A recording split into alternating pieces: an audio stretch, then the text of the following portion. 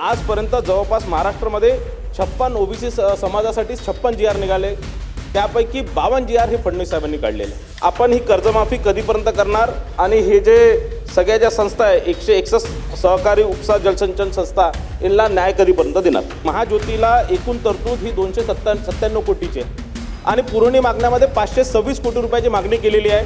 पण आज जे आपण जेव्हा बघितलं ते वित्तीय तरतूद त्यात फक्त 100 कोटी रुपयाची केलेली आहे। भंडारा शहरातील वाढीव पाणीपुरवठा योजना रखडलेले काम युद्ध पातळीवर पूर्ण करून नागरिकांना स्वच्छ व मुबलक पाणीपुरवठा सुनिश्चित करण्याबाबतचा हा माझा औचित्याचा मुद्दा होता।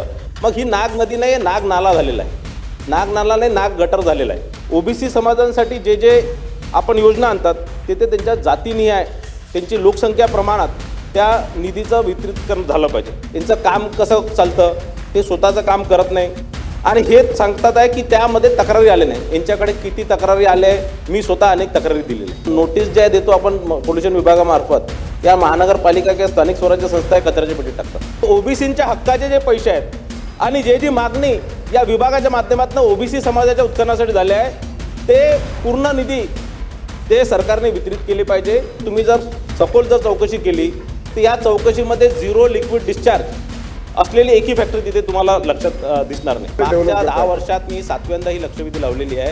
याच्यावर मला कधी समाधानकारक उत्तर मिळालं नाही।